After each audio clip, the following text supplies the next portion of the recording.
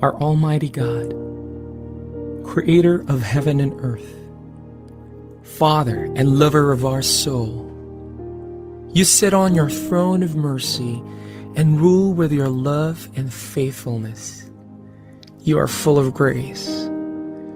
We acknowledge your presence in our lives. Nothing is hidden in your eyes, even our challenges and struggles in life. We come to you with faith. We ask not only for our daily spiritual bread, but to seek your forgiveness and undeserving favor to heal our land, our family members, our friends and neighbors, even our enemies with COVID-19 and other diseases. Holy Spirit, help us to deepen our faith and see the opportunity to believe, obey, and worship. As we face this pandemic, you are Lord and God. Encourage us and change our hearts, not to fear, but to be full of hope and find ourselves praying and meditating your word. We believe no works of the enemy prosper to your children.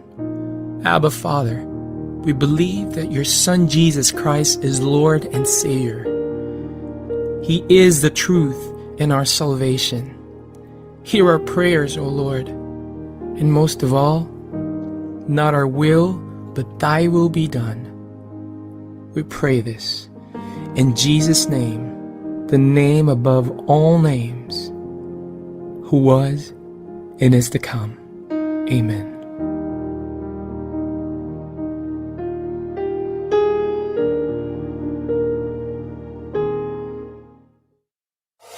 Reaching out to Filipinos worldwide, the now of digital entertainment with studios in Manila, Bacolod, Hong Kong, and Los Angeles, California. This is V81 Radio Worldwide. V81 Radio, V81 Radio. Ito ang radio mo, ito ang radio ko. V81 Radio, V81 Radio. Dahil mahal namin kayo. V81 Radio, V81 Radio. Para sa inyo ito, V81 Radio.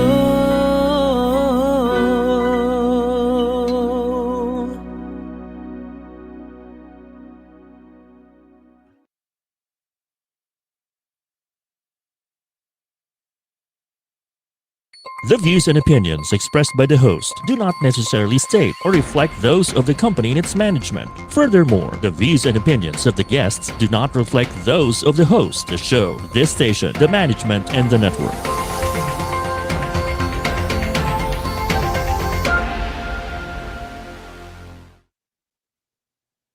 Hey, basketball junkies! Are you a beginner coach wanting to build the right foundation for your coaching know-how? Are you a player or a fan in research of the right source of basketball IQ, skills, and more? Well, if you are, BOUNCEPASS is for you. We bounce key foundational knowledge about a game and pass it on to you for practical use in taking their basketball knowledge and skills to the next level. Here now are Coach Mike Perez and Coach James Tolentino as they tackle everything hoops. This is BOUNCEPASS, only here on V81 Radio Worldwide.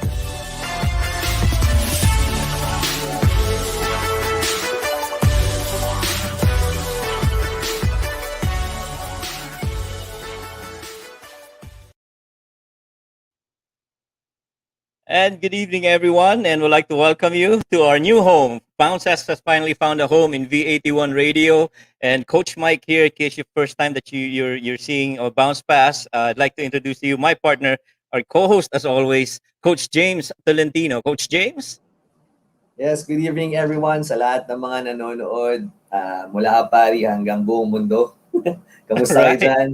And welcome to our program. This episode will be very exciting.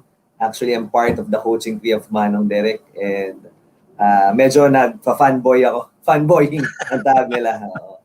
Oo nga, medyo fanboying kaya tayo kanina during the pre-prod, and a lot of stories coming from our guest, Coach Derick. But Coach, very excited rin tayo because we finally found a new home here in V81 Radio.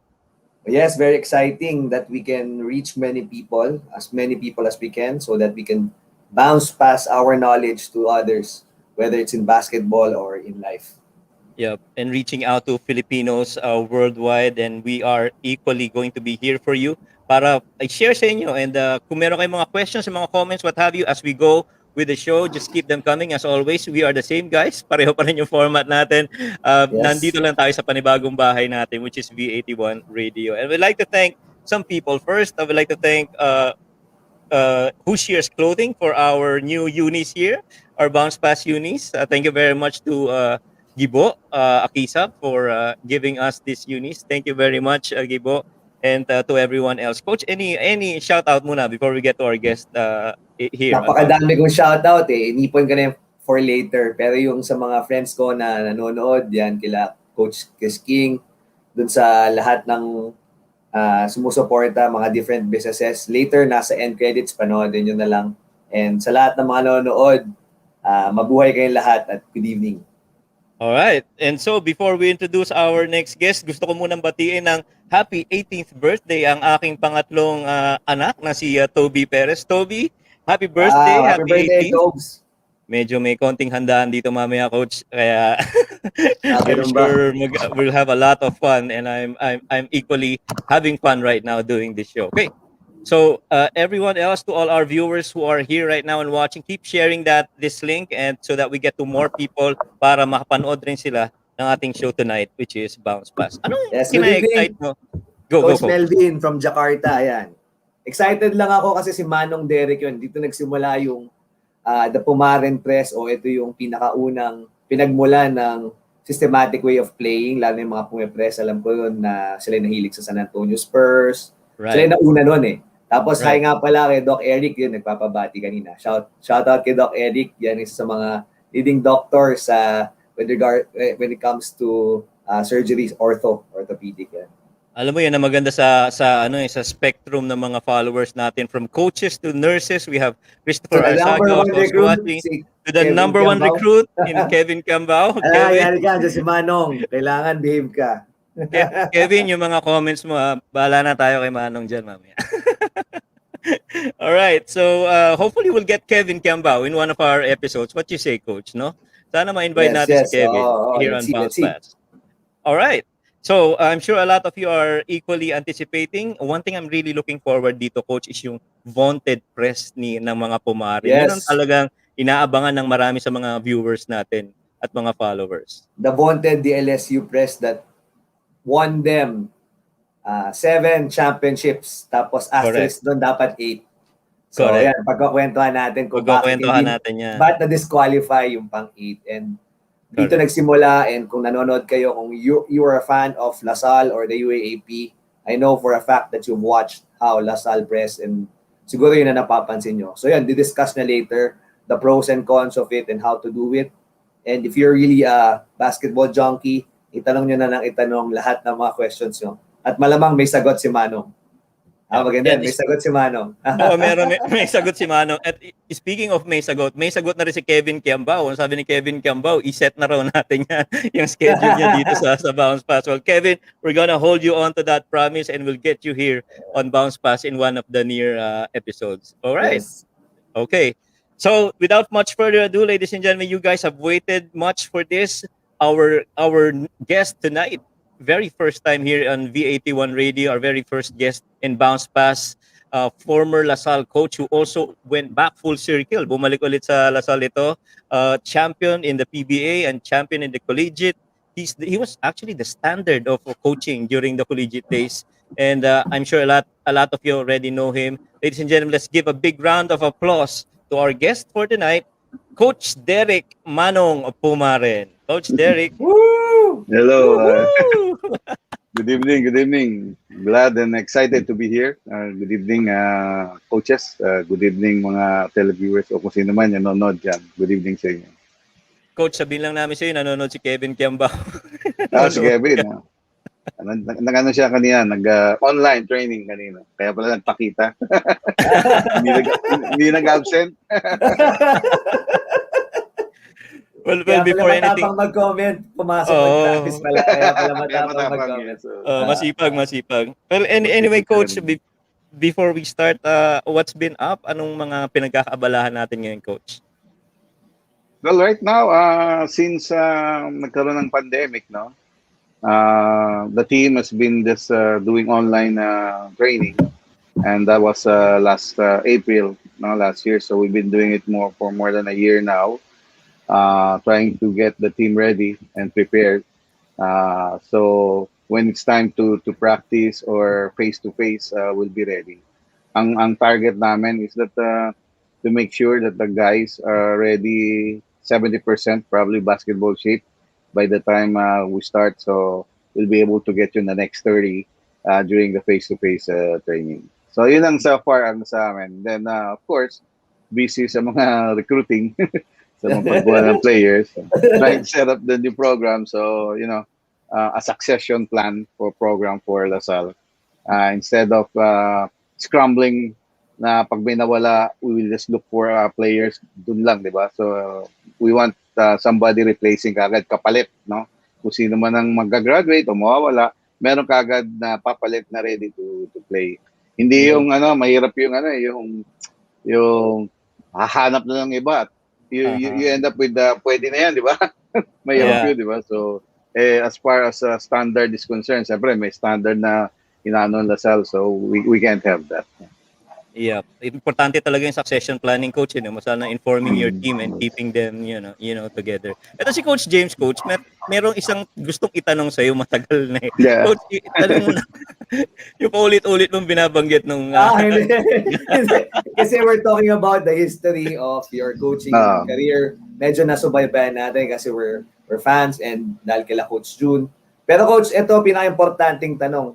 Paano naman yung history nung mga damitan mo, yung mga get-up mo? Medyo agaw pansin niya ng mga nakaraan eh. Yeah. Kasi medyo nagpo-full circle kaya bumabata. Para bang si Benjamin Button. yung movie niya, Kaya nga bumabata. nagulat ako, Coach Derick. Nagulat ako, Manong, medyo simple yung damit nyo ngayon eh. Akala namin Wala muna, hindi pa muna. May konting transformation. Reserving pa. Merong may anong tawag advisor ng damit. Kaya pala. May fashion advisor ka pala, coach. Fashion consultant. Yeah. Coach, yung mga, of course, when you talk about the Pumarens, we can't help but, always talk about Philippine basketball. It's always in there, no? How did you start? I know you started with your dad, but can you tell our followers kung saan ka nagsimula in terms of basketball? Well, kasi ang dad ko was an assistant coach before ni the late the great Baby Dalupan, di ba? So sa UE siya. So he played for UE and then but hindi din namin inabot hindi ko na siya nakita naglaro. So he was just an assistant of Baby that time and in-expose siya kami ron, dinadala niya kami sa practice, no? Dinadala niya kami sa practice. Sila Jaworski pa noon, napapanood namin sa UE noon, sila Jaworski, sila Katz, sila Soriano, Johnny Revilla, yung guys like that, no? And nung maliit kami, so na-expose kami sa basketball and then if we will play basketball, ang sinisabi namin UE. Ilang alam namin, hindi namin alam na tawag pala basketball. So UE tayo sa laro. So from that time, so yun, nahilig na sa paglalaro and I think when I was in Lourdes, Mandaluyong, may grade 7 pa nun sa Lourdes eh. So I had to skip grade 7, pwede kang jump sa first year, no? Accelerated. Yeah, para gusto ko sa kagad maglaro sa UE High School eh. So para ma-expose doon, no? And then after UE High School, recruit ako ng UP that time, but I said, pare-pareho lang aral niyan, but I wanted to stay with UE because merong winning program ang UE noon eh. So that's all where it started. And then after that, tuloy-tuloy na, naglasal, and then nag-national player, and then after that, nag-coach kagad. Inoferan ako ni Ron Jacobs to be one of his assistant coaches sa NCC noon during that time. the very Coach, successful eventually, NCC, no? The very Yes, yeah, yes, yeah, yes, yes. yeah. We'll have a good conversation about that and Coach Ron Jacobs. Mm. So you started in LaSalle, Coach, 1984, if I'm not mistaken. Coaching-wise, yes. Coaching, Lasal, yeah. sa Lasal ako nag-start, yes. Yeah. Right after nag-graduate ako ng 83, then nag-coach na ako the following year sa Lasal. But kasi 83, I was already an assistant coach of Coach Ron sa NCC. Where we played in ABC. Kasi 82, a member ako ng youth team. So after that, parang in-offer sa akin ni Ron if I wanted to be a coach. So sabi ko, mukha naman para akong maliit na hindi ko baka mag-PBA. So sabi ko, sige, try ko na lang ang coaching. So 83, I was already an assistant, and then Lasal got me to coach yung team nila. Napalitan ko yata nun I think wala nang time si Coach Waki Trillo during that time. Mm. So, nagma-masters ako sa Lasal. I was taking up graduate studies. Pagtapos ng graduate studies ko, punta ako sa practice. Kasi 7 o'clock ang practice ng araw ng Lasal. Yun ang tawag na studies first bago mag-basketball. Yeah. Literal. Yan ang Literal, student no? athlete. Literal. Literal. Yeah. Literal, Coach, when you first got into coaching nung 84 in LaSalle, what were some of the, I guess, challenges or mga learnings that you discovered then? Well, nung 84 kasi, parang let's put this way. Kasi nung we were playing with Lasal, under my dad, no? Si Papa kong coach dun sa Lasal. We have a strong team, no? Malakas yung team namin eh. That's why most of the players naging player ng NCC, na sila Jong, Alfarero, Juntan, di ba? Naging NCC players. So nung na-handle ko yung 84, parang mahina. So I had problems with the recruitment. So talagang mahina tayo, mahina ang Lasal na nung that time. So we have to work our way up, no? And at the same time, parang inaayos din natin ang relationship, no, with other schools. So we'll be accepted kami sa UAP. Kasi walang league ang Lasal nung pumasok ako eh. Ang league naman lang namin mga Pikua, MMBL, yun ang mga leagues namin, pero wala kaming league. So that's where it all started. So recruitment was a really big problem, and ang medyo sumusuporta lang sa amin nun si Big D, no? Si Attorney Ding Lasan. Tapos si Freddy Mendoza, nandun nag-support sa amin. Then later on, pumasok na sila Joey Concepcion, then that's the time medyo naayos na. Nice. Tapos, Go, Coach, kailan kayo na-accept sa UAAP? 1980 yan? 1986. So, 86. So, ano yung performance 86. nung team mo na yon, yung 1986? Kasi naalala ko, UP ang nag-champion yan, if I'm not mistaken. Yes, I think UP ng champion yan. I think we were in, kung hindi ka nakamali, 6th place, I think 6 or 7. That year, si Franz nakalaro pa ng 1 year sa UAP. Si Franz was able to play. Dapat si Dindo will be playing, no, alongside Franz. Kaya lang, meron yung department na hindi, how would I say it, inaccept ng UAP. Which is now St. Benil, no? St. Benil na ngayon. So, hindi nakalaro si Dindo ng 1 year. So, pag alis ni Franz ng 86, naglaro si Dindo ng 87. So, 88, nakuha na sila Limpot, nandiyan na sila Cardel, then Si Coach Batman was Jan. there, San Mario. Shout out kay Coach Si Jan Jan, Cardel. head coach ko Yeah. sa Terra Firma. Kasama ko Yes, yan, yes, Coach. yes. No. So, 88, naglaro na kagad kami ng finals, no? We played in the finals for 4 straight years. 88, natalo kami sa Ateneo. Ano sila ng back-to-back championship. And then, but 89, 90, 91, with the asterisk, yung Yeah, 91. So, dire-diretso yun, no? Okay. So, yun ang ano nun. And after that, hindi na ako nag-concentrate ako sa PBA because of, parang, I would say, Pumaren rule. Dahil during the time, I was handling 4 teams. I was handling LaSalle. I was handling national team.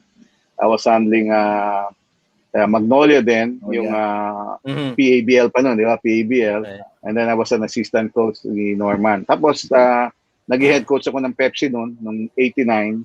Mhm. So, 3 teams ang handle ko. Triple B, LaSalle, and Pepsi. And they came out with a ruling, ang PBA, na basta nagko-coach ka na ng PBA, hindi ka na pwede mag-coach sa amateur. So, up to now, that rule still stands. So, ako naapektuhan lang doon nung that time nilabas yung rule na yun. Nasaktuhan ka, coach, o sinaktuhan ka? Sakto, no? Parang, kaya nga sabi ko, mukhang Pumaren rule lang yun, di ba? Parang Pumaren rules. Doon ako lang naapektuhan eh. Ako lang kasi nagko-coach sa amateur. Ako lang. So coach, curious lang ako because I also came from San Beda, Mendiola, and I see some of the players transferred there to LaSalle. And one of the notables I remember si Teddy Monasterio. So you were the one who recruited Teddy. Yeah, si Teddy. Si Teddy. Sa akin naglaro si Teddy. Transform him into converted him into actually a point guard, no? Kasi sa San Beda, I think he was more of a 2, no? So naglaro sa akin sa LaSalle, na convert ko siya into big point guard, no? Yeah. Yeah. Sa backup siya sometimes ni G. Abanilla. You remember si G, no? Coach G. Yes, Coach, yes. Yeah. lumalabas na yung mga forma mo, coach. Pero coach, yung 1989 team mo, did you feel na it was that team that would bring finally the first championship to LaSalle in the UAAP? Yes, I think because the 88, after we lost to Ateneo, I think I don't know if you still remember before, di ba, ang medyo prestigious na league din, yung intercollegiate, di ba? Yes. Yung playing the best, di ba?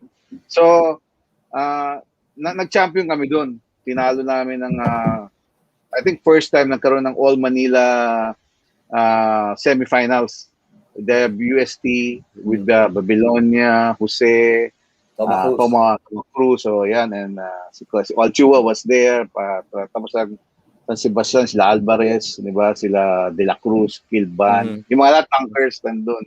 So pumunta ron, and then ang UE naman, sila Ravena, mga Banyares, malakas din. So, all Manila cast lang na naglaro sa Iloilo, doon ginawang finals. So we won it. So that time, I felt that it was our year to win it. And the 88, it was Jun Limpot's freshman year. He was just siguro used sparingly, no? Medyo, if you would see si Jun noon, hindi mo kukunin eh, di ba? Payat, matangkad. Si Dicky Bachman ba no, coach, ano? Yeah, si Dicky Bachman na starter, yeah. So, si Jun was just every time tatalon, kukuha ng rebound, matutumba, babagsakin to. Ganun siya. Pero the following year, siya nang hari ng amateur. Si Jun na hari ng amateur. So we won that, no? Dire-diretso kami. No? So coach, yung 1988 to 1989, wala ka halos na walang player noon. Same roster ka. Si ano lang nawala ko doon, si George Peralta. Okay. So kasi he was like a one and done, parang gano'n eh. Galing siya sa Pats, si George. He was my small center that can rebound, no? Kaya lang, unfortunately, nagkaroon siya ng injury. So, hindi siya masyadong naging successful sa basketball career niya. And so, coach, you repeated in 1990, and then, of course, that supposedly dapat three-peat ninyo in 91. Let's talk about 91, that, coach. Yes. Yeah, the three-peat in 91. Di ba yung matanggap yan ng mga pinsang ko yan eh. Oo. Natalo yun eh. Walk out. Actually, yeah, yung brother-in-law ko rin sa LaSalle, hindi rin niya matanggap. Counted yun. Counted. Yeah.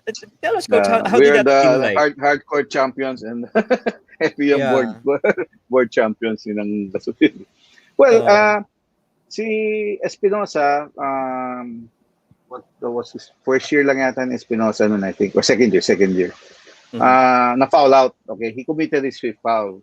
So alam ko na fifth foul si Lastimosa. So si Adi Papa was already entering, no? Report na papasok. Pero the referee started the game kagad. So balls on play right away. No? I think the table official, di ba? what they should have done is, Buzzer. stop press natin, di ba? Sa buzzer, right. kanya yan, siya yan, Right. di ba? So, kung ginawa na yun, wala naman sa akin yun, di ba? Correct. So, bumalik ko sa akin si Adi. But it's just one play down. So, yun ang as FEU was complaining and filed a protest, kinukomplain nila, we should been given daw a technical foul. Mhm. Okay? We should have been given a technical foul. But the rule is that kung talagang meron, you'll only be charged with a timeout. So that's just the rule. Yes. So kahit may timeout pa, maaga pa yun eh. So parang irrelevant, masyadong maaga pa. But I've still won the ball game, and they filed a protest. Lahat celebration, then all of a sudden hindi inaward ng I think UP ang host doon, hindi kami inaward ng trophy. And then LaSalle, there was kasi ang UAP nung araw, top 2 teams lang eh. Yung number 1 team, one game lang to win, no? Yung second, that's to beat the number 1 team twice. So yun lang ang UAP noon. So out ka na, walang Final Four. So in short, we were the number 1 team, no? FEU was second. So ang nangyari, we did not show up, no? The board, the school decided not to show up because we felt that we've already won, di ba? Even the commissioner said walang mga yun, di ba?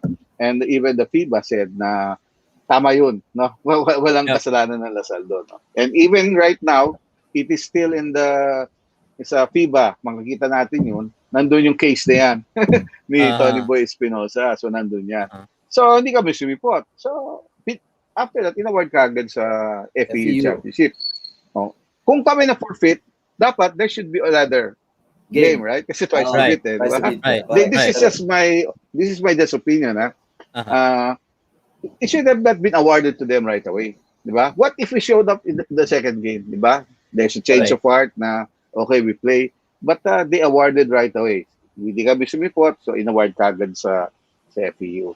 So I think I felt that it was not fair. Okay, that is what I felt before. Okay, so we won it sa game, and I think ang sa board ang nangyari, if I'm not mistaken, parang hindi ro kami honest. Nagbutuhan, parang hindi kami honest.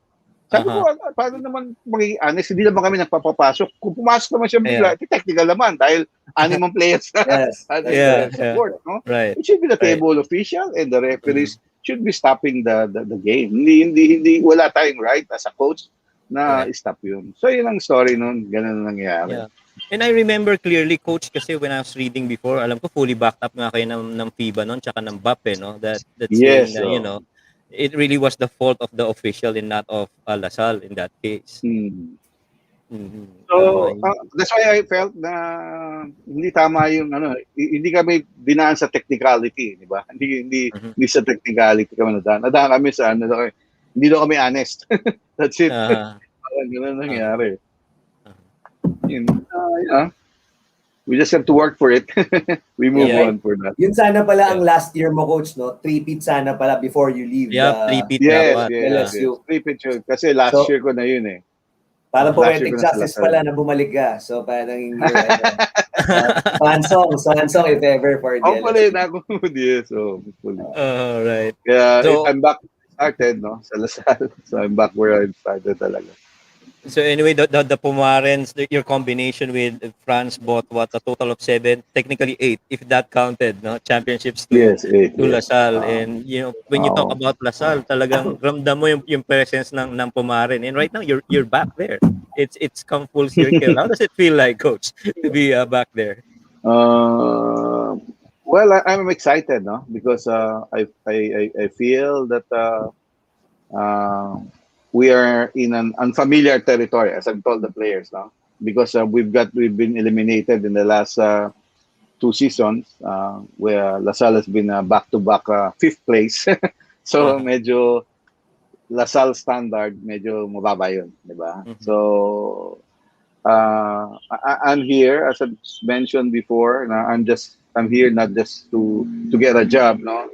I'm here to win, no? I'm here to win. So that's talagang ang ko rito, goal ko is to win and get back the championship sa top. All right. That's Grabe. that's music to the ears of Cristina and Regan Almeida. Mga diehard De La Salle fans yan eh. Na parang ang sakit daw ng puso nila. Palaging huling kinakanta yung alma mater hymn nila. No? Pero ito, Coach, may question ako sa'yo. For Yes. example, there was no Pumaren rule when you were coaching.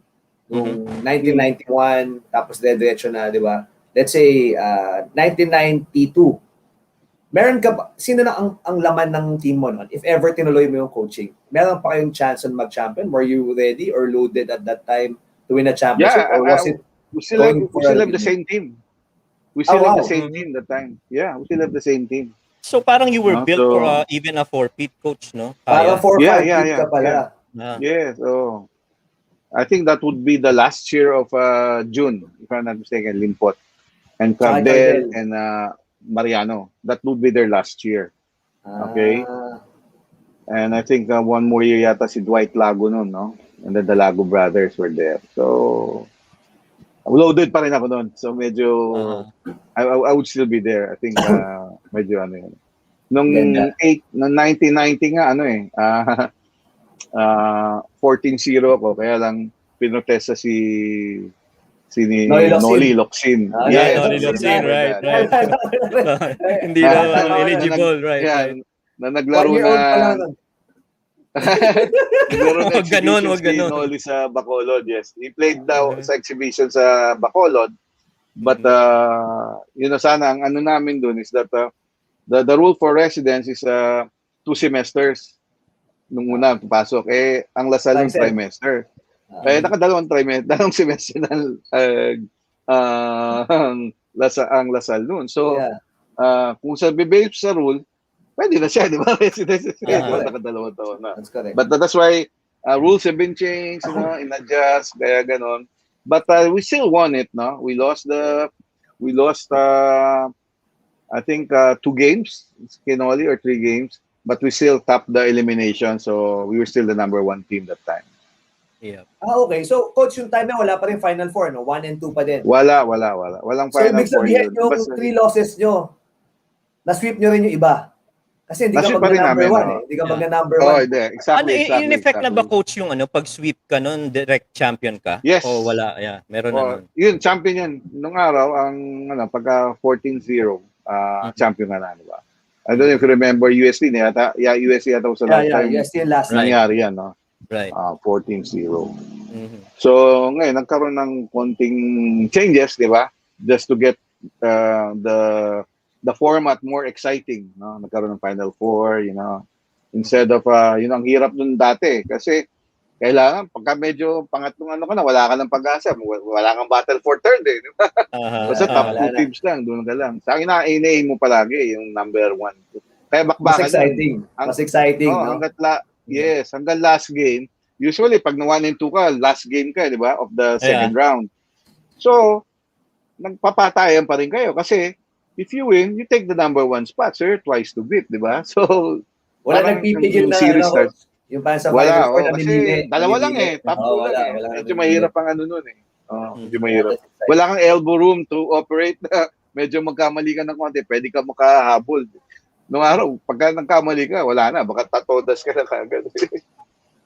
Tapos, Coach, I remember, isa kayo sa una, di ba, student kayo ni Coach Ron Jacobs who came from Loyola Marymount at that time. Yes. And then, tapos nagkaroon din kayo ng time with if I'm not mistaken, Greg Popovich, kayo nila Coach Juno, nagpupunta kayo sa Spurs, San Antonio. Yes. Right. How much of the Spurs basketball had played into the approach mo sa game?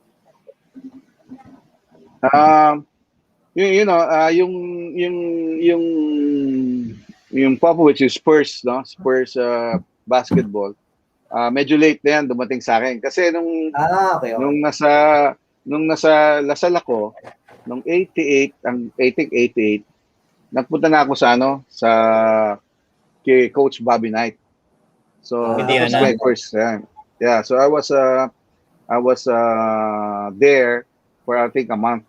Starting nung, di ba, meron silang yung ano ba tawag nila ron, yung one day, October 15, di ba? Midnight Madness ba tawag? Midnight Madness, yung mag-ensayo sila ng madaling araw. Yeah, all colleges in the States starts October 15. So I was there, no. I was there. First time ko kasi nung araw ano lang telegrama pa lang, ba? Telegram pa lang, wala pang email. So I have to write, I wrote coaches there, si Coach K, kung sino na yung bang inquiring about what you call this basketball clinic, no? But si Coach Bob Knight was personally, no, he wrote the letter, which I still have the letter, no, parang Wow. remembrance. So, na Nice. instead of just attending basketball clinic, sabi niya, I'm inviting you over to observe our basketball program. So, Wow. so doon ako na-excite, di ba? So, nagpunta ko, siya nag-arrange lahat. Pagdating ko, tinitira, pina-arrange siya kagad lahat yun. So, I've been there. So, doon nag-start ako kay Bob Knight. So, yung patience, yung preparation, the movement ng bola. Then, kasi, di ba, I saw that kay Ron nung dumating siya. Then, after that, na-expose ako kay Bob Knight. I saw how it plays yung spacing on the floor, on the offense, Motion. di ba? Yeah, yung motion offense. Kaya pala Motion motion is, kami nung high school. Yeah, ang motion niya is a lot different from Ron, no? Parang there's always a line na hindi pwedeng bumaba yung player sa low post, only pagpupush siya, yung ganon. And I think the best thing that I've really learned kay Coach Knight is yung preparation, no? How to prepare a team, how to beat other teams, no? Sa game time. So, yun ang medyo ating nakuha ko muli. In fact, I went there 2 times Bumalik uli ko. Ang kasama ko nun si Coach Gia Vanilla, diba? Si Gia Vanilla was my assistant. Sinama ko siya ron. And si Jojo Villapando. So, sinama ko siya ron. And then later on, na-expose naman ako kay Popovich, kasi I like the Spurs basketball, di ba, yung playing as a team, di ba, parang vanilla ice cream lang, di ba? Walang arte, di ba, lalaro lang, pasa, so yun ang naano ko ron. So I've been there, I think twice din, 3 beses na ako nakapunta kay Popovich. In fact, my talk and text team, when I coach talk and text, was able to train in San Antonio na mga coaches. The coach of Milwaukee right now, si Coach Badenholzer, di ba? Right. Yeah. Siya nag-train sa amin, at saka si Coach Brett Brown ng Philadelphia 76ers. Brett Brown. Right. Assistant coaches sila noon, yes. And mga coaching ni Popovich, coach.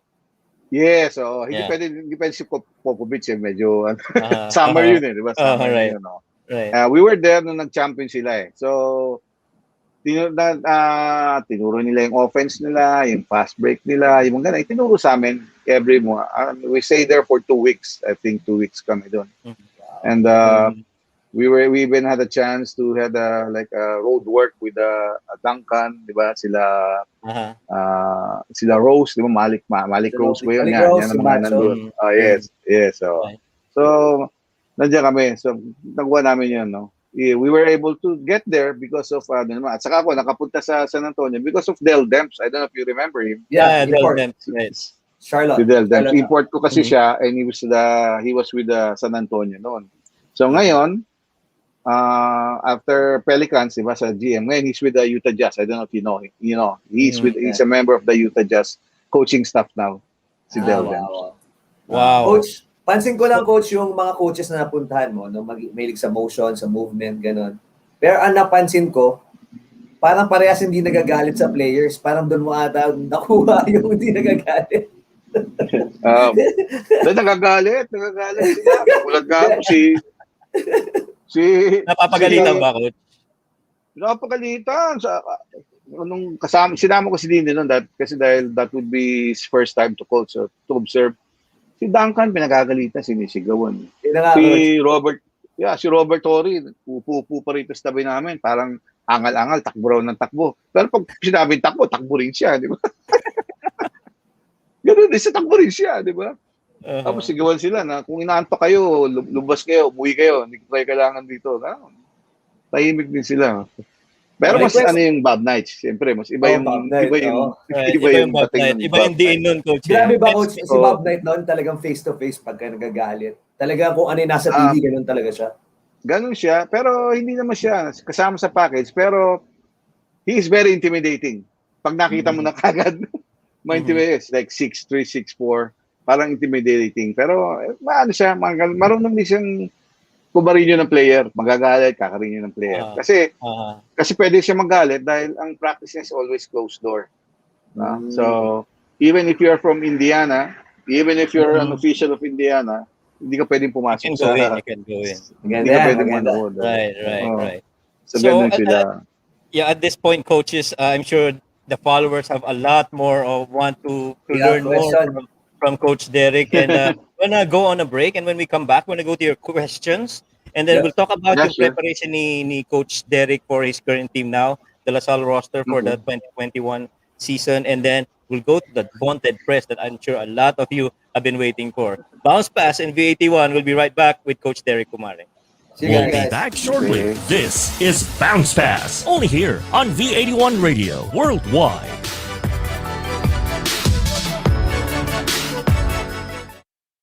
Good news para sa mga kababayan natin abroad. Mapapanood nyo na ang inyong mga paboritong V81 radio shows sa Amazon Fire TV. Simple lang ang gawin. Go to Amazon.com at isearch lang ang V81 radio app and click install. Tiyak wala kayong shows na mamimiss dahil mapapanood nyo na ito anytime and anywhere you want. Gamit ang Amazon Fire TV. Tandaan lang, just install the V81 radio app and you're good to go. Another first from V81 Radio Worldwide.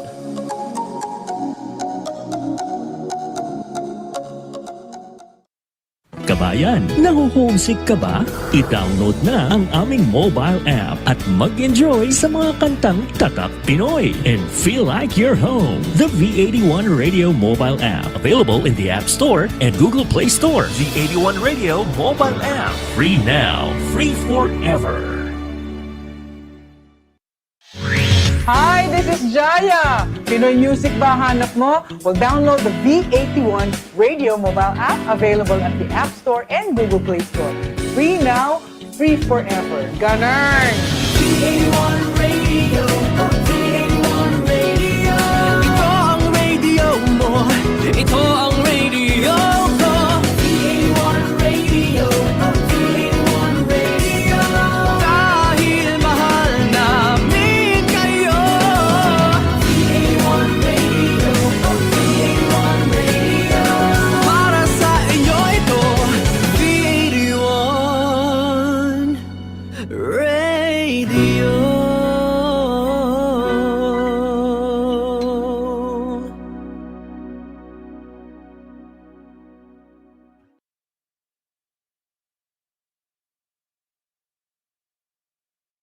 Now back to Bounce Pass, only here on V81 Radio Worldwide.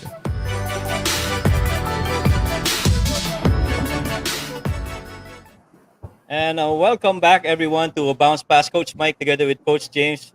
Our very first episode here on of V81 Radio. We'd like to thank the people of V81. And equally important dito, Coach James, is yung the digital platforms that Bounce Pass is now being live streamed. No? So you can have all of Bounce Pass. You can watch it live and you can watch it on demand. We're available in YouTube and FB live stream. Amazon Fire Stick. If you guys have that Fire Stick at home, you can watch it there. And you can also listen on V81 Radio. Spotify, meron din tayo. Apple Podcast, the Google Podcast, Stitcher, iHeartRadio, Pandora, ang dami, no? And even if you go to, kung meron kayong Alexa, yung mga Echo Dot sa bahay, and you can just tell Alexa, play V81 Radio, and he'll hook you up to V81 Radio and listen to what's being aired at the time that you requested that to be played. And these are some of the things and the platforms that we're present on. And of course, if you want to listen V81 Radio on your mobile app, you can do sound tripping. You can download that V81 Radio app in the App Store for your Apple gadgets and also Google Play for your Androids. Wow, a lot of maraming mga presence tayo ngayon pagdating sa digital, Coach James. Yan, tsaka also pagka gusto nyo ng for weddings, events, or gusto nyo lang magbakasyon, punta tayo sa Gunita. Check them out in their Facebook right now. Sa Gunita. Just search Gunita and you'll see. Alright, Coach, ang daming excited. Dami natin nagtatanong with regards sa Kemano. Yep.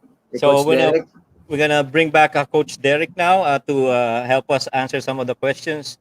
So Coach Derick has told us a lot of his story from the past, and we're gonna be talking about yung current na preparations that he's doing for LaSalle, of course, and consistent to our practice here in Bounce Pass, Coach Derek. What we do is we normally look to the questions of our followers, and at this point, we'll look at the questions and answer some of them. So first, Coach James, you want to take on this?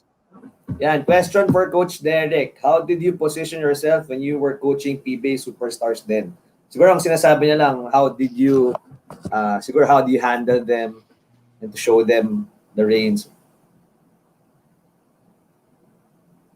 You're You're on mute, Coach. You're on mute. Mute ba? You're Yeah, mute. Yeah. sorry. Yeah, there. Okay. Yeah. Go. That's a good question, ano. I think kasi when I started coaching, when I coach sa PBA, most of my players are older than me kasi I started at a young age. So the first thing siguro a coach should do is be able to gain the respect ng mga players. And in what way? So, you know, before you open your mouth or you say something or you teach something or you want to preach something, you know, you should know what you're talking about. No, you know how to back it up. Hindi yung ito lang nagagawa. Hindi ganon. Dapat alam mo yung sinasabi mo, alam mo yung tinuturo mo, and I think there's always the open line of communication with the players. Kasi lalo na yun, I had veterans before, I had Gidaben, no? Sila Victorino. So, Alor, Willie Generalao. So, I have to gain the respect. Dahil bata ako mas matatanda sa akin yun eh. So, kaya-kaya nila akong kainin, di ba? But siguro I was able to gain the respect because I know what I'm talking about, I know what I'm doing. So, I think that's one thing na magagawa ng mga coaches na mag-start sa PBA.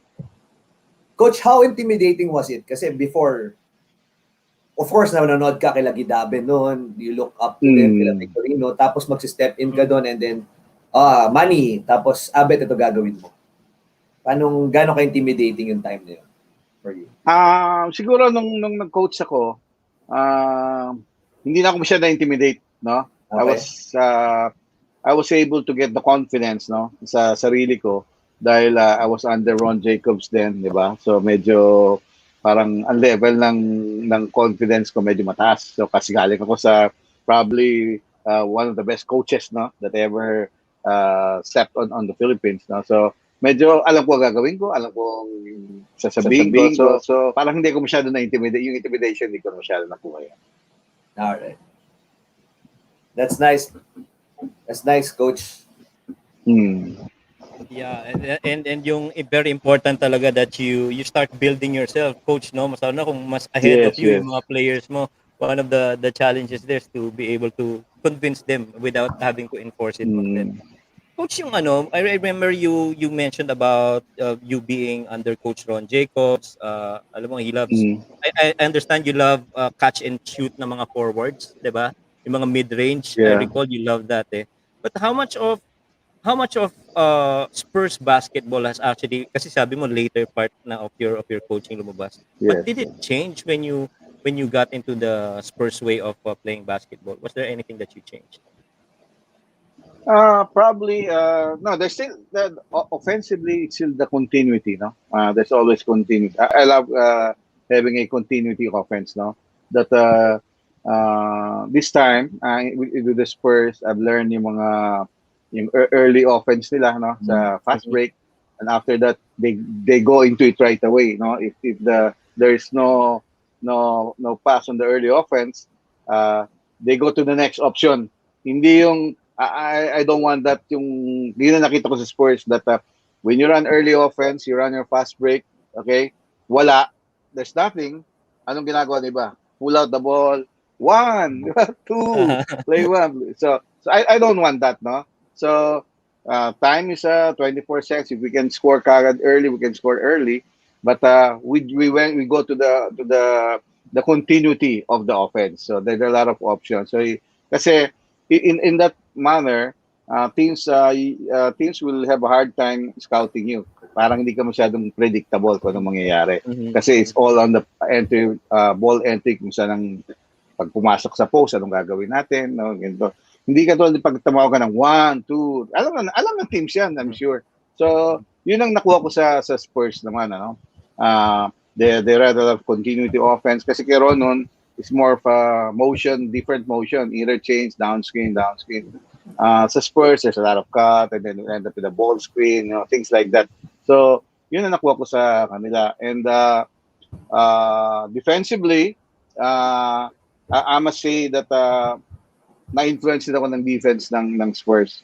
Kasi compared to Ron, syempre iba yung defense si Ron, like 10 years after, di ba? So iba ang defense ngayon. So I'm a no middle team, which we got it from the Spurs also. Na naintindihan ko yung gusto nila mangyari. We limit the options, no, for the offensive team pag defense. Kaya nga kung mabibit ka, you get beat going baseline instead of going to get beat in the middle na apat ang papasahan mo, di ba? Pag napunta ka sa gitna. So, stuff like that na-influence sa Spurs, no? Pero impress ko, nakuha ko yan kay I think I was influenced by si Rick Pitino, no? Si Rick Pitino. Okay. Rick Pitino. So, doon ang galing yung press niya. Kinda, no? Pero hindi naman ako hindi yung press ni Pitino. It's a different yung press ko. But I got the idea of pressing kay Coach Rick Pitino. Sabi nga niya, which I think ngayon pumasok po rin sa ulo ko. Pag lamang naman daw siya, if you're down, di ba? You still have to press the team. So why not press them early, di ba? Bakit why we wait for us to be down? No, then we start pressing. So yun ang pumasok sa ulo ko. Tama nga sabi ko, no. Naintindihan ko yung sinasabi niya. So if you see Pitino's team, he always press early also. Kasi nga naman, instead na tambak ka na o nilamangan ka, saka lang press. So might be too late. Right. And I'm sure marami tayong mga followers ngayon already salivating, coach, gusto na nilang marinig. Well, mamaya we'll be discussing about the details of that press of Coach Derick. Well, one of our followers here also, si Coach John Matthew Baila, an avid follower of BOUNCEPASS. He asks, Coach, as the head coach of the Salle men's basketball team, what do you think will be your biggest challenge this coming UAAP, if ever it will push through this school year of 2021? Well, you know, the challenge right now is during the pandemic, no? It's not really once it starts, no? I think you don't see your players now face to face. Parang you have to put new things, no, para hindi ma-board yung player kasi puro online lang no. So even the approach should be different, no, but still there should be always a sense of discipline, no. His discipline still be there. So I think the challenge is here right now sa pandemic. While it's a pandemic, while we're still doing online. Now I think people or teams that will be able to do a good job or survive this, I think we'll have a better chance, no, pagdating ng face-to-face training and then when the tournament starts. So I think this is the challenge. But as I've said, it's still preparation. We just have to make the team get ready, no. So if our numbers are called, then we're ready to go. So yun ang palagong ginagawa sa team ko. Isa sa mga bagay, coach, din sa coaches sa preparations, even during the time pre-pandemic, is always to keep the players interested, no? So ngayon may pandemic, yes. How difficult is it? Paano nyo ginagawang interested pa rin sila? Well, we're doing different things, no? We still do video clip, just to remind the players of what we're doing, yung system namin, yung play namin, yung defense namin. Kasi for sure, makakalimutan yan, di ba? We do yoga, we do boxing, so iba-iba. So para iba-ibang putahe kasi pagka puro adobo na, sasawa din ang player. So kailangan ng konting ibang putahe. So sometimes, like last year, we had I invite former players ng Salle to share their experience with Salle, the current lineup, no, the current pool of players ng Salle na nag-champion sila, na nag-aaral sila. So, things like that. Just not to get them bored, no? Para hindi sila magsawa. And that's the job of the coaches. Para Right. magkaroon ng bagong innovation. Kaya it's still a challenge for us coaches kung paano gagawin yan. Mhm. Yun. Coach James, Tapos you wanna coach, take? may nagtatanong si Cara Malyonga, one of our avid fans here, a good friend of ours. As far as recruitment is concerned, how has the pandemic changed the process of scouting? What tips can you share to aspiring college athletes for them to get noticed by their dream schools? Or high school athletes siguro sinasabi ni Cara. Yes, I think what's a problem right now is the dilemma of the graduating, no? Yung mga graduating, Yeah. yung graduating, yung grade 12. Walang liga. So they cannot showcase their talent, no? Yes. So coaches, teams, colleges or universities are relying more on the last, di ba? Last game you guys played. Kaya nga ang problem sa mga hindi masyadong kapagpakita, no, nung the last season that was played, they have no, I would say, chance now, no, to show that they're a better player, that they are worth being recruited. So it's a dilemma for hindi masyadong maganda nangyari. So it's more of yung last game na. Meron kasabi na you're only as good as the last game you played, di ba? Yun ang parang sa coaches. You're only as good as the last game you played. So yun ang ano niyan. But it doesn't mean that you can stop, no? So you have to rely more on video tapes or things like that. Recommendations by other coaches. You ask, parang due diligence kung anong klaseng player. And in fact, I have players that I have tried to recruit, but I have not promised them that they're in already. Now, I give them the chance na, sige, pagka pwede ng then I check you guys out. Then, if I like you, then I get you. No? Pero there's no commitment. Kasi hindi ko pa rin siya nakasisiguro. Ayoko namang bigyan ng commitment. I've been always honest with players that I recruit. I never make promises that I won't be able to fulfill later on. Yeah, actually, if you look at the recruitment, coach, it's difficult both ends of the end of the player and of the coaches. No? Very difficult to make that scouting and recruit. Yeah, this pandemic has really parang naging masyadong creative yung mga coaches on how they do the recruitment. Yes. Right. Actually, One nung of our nangyari Go yung ahead, coach. pandemic, nag-pandemic, parang I had a meeting right away with my coaches, no? Sabi ko, now that now parang sinamantala namin ang akin, sinamantalayin natin na habang pandemic, the players will be there. So naging aggressive kami ngayon sa pagkuha. So I think it paid off, no? We were able to get the players sa wish list namin because we were more aggressive, no? We took advantage of the them being home, them not being talked by other teams, no? So nakuha namin kagad yung gusto namin. Hindi namin 100%, but most of the wish list namin we were able to get. Kumbaga, you got a good part of the talents that you wanted to be with you. Yes, in yes. yeah. One of Or the just like Just like Kevin, we wanted Kevin. Just like Kevin, We right. wanted we wanted Kevin, so we were able to get Kevin. yeah. Tingin ko mas lalong Sabi ko nga sa inaanak mo, Manong, sabi ko, yung kukuha sa kay Kevin, malamang yung ninong mo. Sabi ko sa kanya. Coach, ito may Kaya nga eh.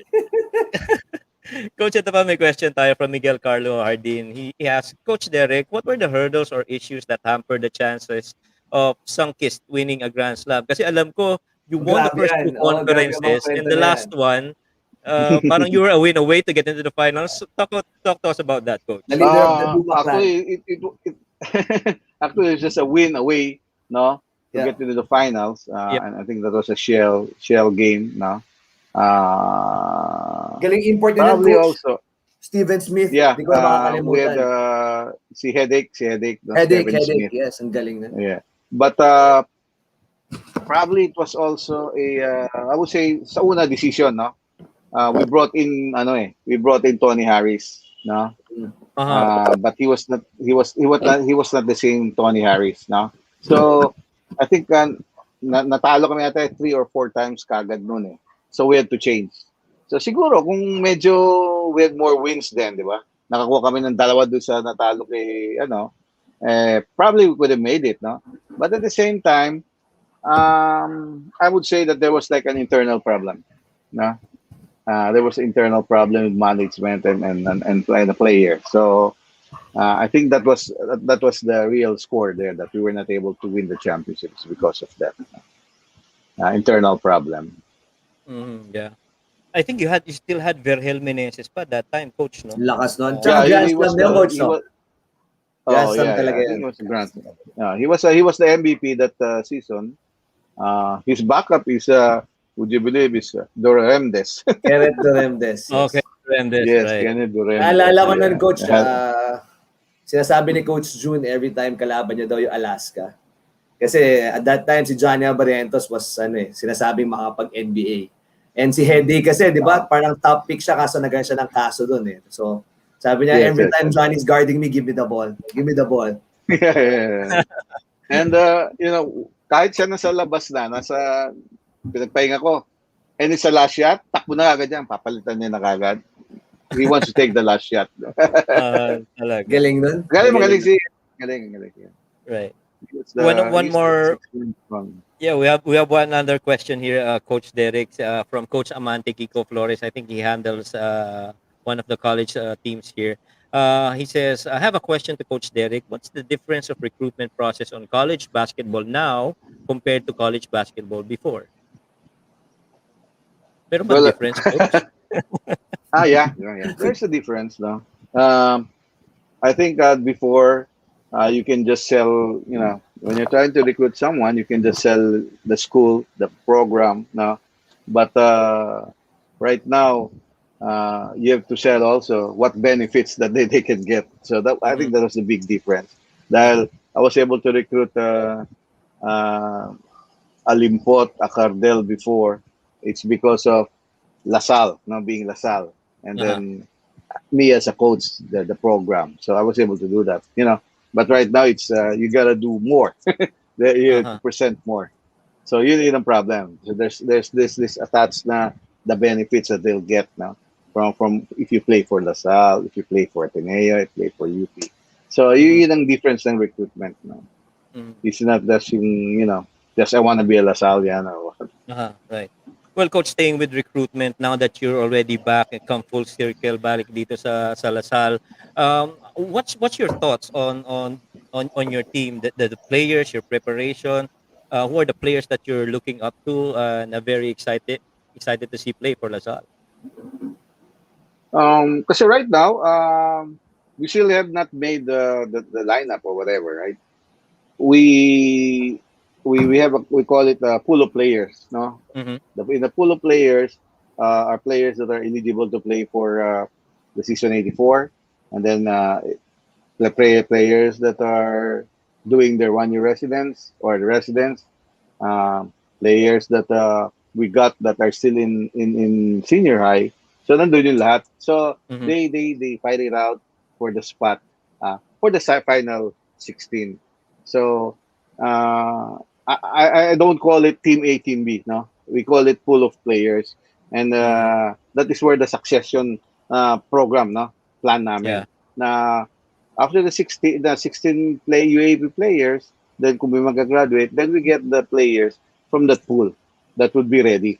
Hindi yung when it's time to change a player, etong player na si player B na papalit, i-ready pa namin. We don't want that. Na dapat alam na nila kagad. They're ready to step in and and get his spot. Ganun ang ano namin ngayon. So I don't have specific players. What I have is we filled up all positions. So in the event na may mawala for that position, let's say sa point guard, may nawala, may kapalit kagad. That's why we were able to get also yung latest namin, si Penny, si Estacio, no? Because of insurance and being the future point guard for LaSalle.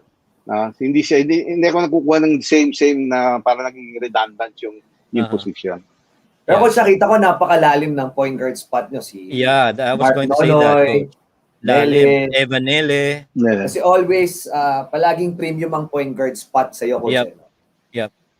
Yes, kasi my point guard is like me, no? Being there. Mhm. So Your siyang extension second court. coach, right? Yeah, it's my extension. Kung anong gusto kong mangyari, alam niya kung anong gusto kong mangyari, and he'll run that on the floor. So that's why I'm very big on point guards. Well, your thoughts on your guards, Coach Evanele, Mark Nonoy. What are your thoughts in their preparation now, hoping that the UAAP would start soon? Well, I think I'm very confident with my point guards. No, I think they're really ready, and probably they're if not the best point guard now combination, probably one of the best now that we have right now. I think these guys can shoot, these guys can run, these guys can execute, these guys can run the team. No? But we have to get. I have to get. Of course, Jordan Bartlett is still there. Jordan Bartlett, and I have to get Estacio as an insurance later on. No? I don't want anything to happen, but hindi natin masasabi, di ba? Whatever happens. No? Right. So at least there will always be an insurance sa akin. That's why I Saan mo got ka the point mahihilig guard. pumalas yung mga nakuha mo, Mano? Oo nga. Sila Mark Nonoy. Yes. If we start, siguro you'll see kung anong itsura ng mga players ko. They're long, the typical hinahanap ko that can cover the whole floor ng court. No? So yun ang mga kita ko. Well, Mga Phillips, sila Kembaw, mga ganyan-ganyan, mga haba lahat. yeah, isa sa mga excited sigurado yung isa sa mga followers natin si Coach Aldrin Bongcayaw. Bleed green guy ito, talagang excited I think to see your team on the floor. Let's talk about yung mga holdovers mo, Coach. I think one notable holdover mo would be Justin Baltasar. How is he coming along with the preparations? Right now he's enrolled right now. He's still doing his online classes, but he's with Gilas sa bubble. So he's there, no? So after that, then he'll report back sa online training namin. And hopefully that we'll be able to do it by August or September, face to face. Hopefully. Right. And you still have Coach I think one of the star players in Davao, if I'm not mistaken, from Ateneo, is it Francis Escandor ba? Is still there. Yes, he's still the with the team. Yes, yes, he's still with the team. Yes. I have Manuel is still there. Si Waki. Yeah, Waki. Yeah, Bates is Waki. still there. Yeah, Bates. is still there. Buo ka pala, Manong. Buo pala yung lineup mo for Yeah. the upcoming season. Sobrang buo Bates, pa. nandiyan pa rin. Right. And So you- mix it up with the new guys. And tingin mo, Coach, kasi hindi mo rin nakita yung mga ibang mga teams, no? And if for example the UAAP will push through this year, who do you think is the team to beat in the UAAP? Well, siyempre, of course, Ateneo pa rin, no? They've won it. They've won it there, and all the teams you cannot take for granted, especially in our position right now. No, that we've not made it in the last 2 seasons to the Final Four, so we cannot take teams for granted. Dapat sa umpisa pa lang digdig ka na kagad para makakuha kagad ng panalo sa Final Four. Kasi pag matalo kang 2, 3, medyo tagilid ka na. And that's what happened sa Lasal noong last season nila, di ba? I think they missed it because of one win and because of the start in first round. So kaya lang isa pa lang kagad, pakbaka na kagad. We have to jump on them right away. So if you take teams lightly, chances are madadali ka, di ba? You will lose, and by the time you wake up, tatapos ng game, and you'll be looking for that game at the end. Right. Coach James, you want to throw the question about that Hong Kong team that we were talking about?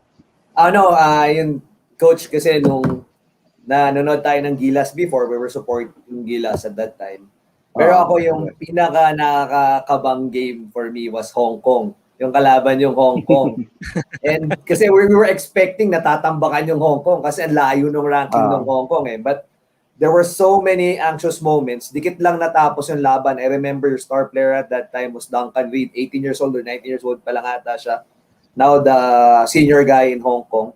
Pero coach, di ba kayo ang consultant that time na Hong Kong? Ang question ko, what were your game plan against Gilas at that time? Ano yung ginawa nyo? Bakit ganun yung game? Kasi kung papanoodin mo, looking back, talagang parang may feeling ako na may chance matalo na very big upset. Ang layo ng diferensya sa skill level. I think when I coach when I talked to the manager, no, yung may-ari ng team, but actually he was the owner of the team na I was a consultant with Hong Kong before. Winling team siya. So he was the one handling the team then. When I talked to him and the coach that we cannot play yung Philippine basketball, no? We just have to make the Philippines, kasi talagang Yamado Philippines, di ba? Talagang tatambakan ng Hong Kong, di ba? Kahit na bagong gising, tatambakan talaga. So sabi ko, I think ang was my suggestion, I think we were in Ninoy Aquino yata, nung kami practice, that we just let the Philippines play our game, no? Sila mag-adjust sa atin.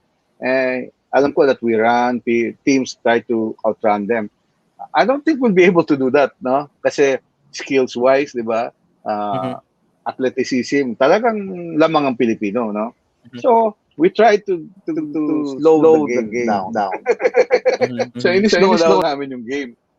Oh, yes. So, we kept it close. We were able to keep it close, you know? And, I heard this from Coach Ron. I've heard this also from Coach Knight, that if you try to keep if an inferior team, no, you keep the game close, right, there's a chance that you'll be able to seal the game from them, no, and that's what we were trying to do, keeping the game close, slow down, di ba? Kung may chance pass break, takbo tayo, pero pag wala, lakad natin, di ba? We try to break the rhythm, no, mawala yung rhythm, makontra tempo namin ng Philippines, and I think we were very successful. I think I would say that, not just success. We were very successful and in keeping the game close. And probably with a little more luck, probably we could have stole the game from the Philippines. Right. I think that was the first time na pino-post up sila Jimmy Alapag, sila LA Tinola. Yes. I think this is the only team na naisip yun na hindi, ganito gawin natin.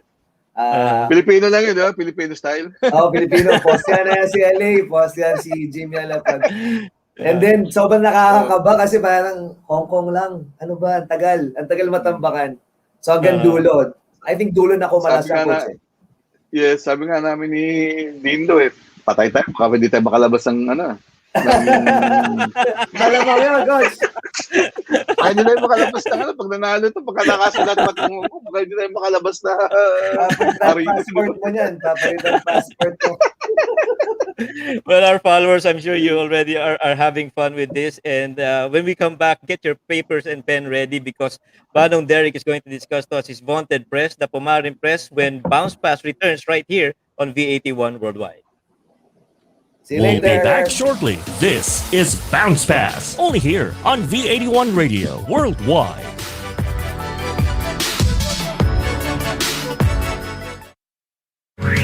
Sa mga Ilonggo, Bantayan sa 2021. V81 Radio, V81 Radio. Para sa inyo ito, V81 Radio.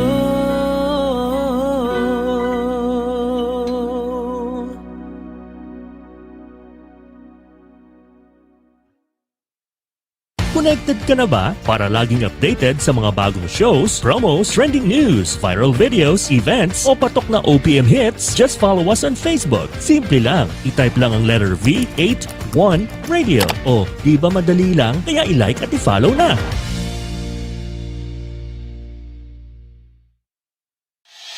Hi, this is Simon of Jeremiah. Pinoy music ba ang hanap mo? Download the V81 Radio mobile app. Download now at the App Store and the Google Play Store. Free now, free forever, at siguradong hindi ka manghihinayang.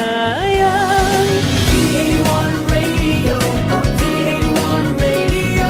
Ito ang radio mo, ito ang radio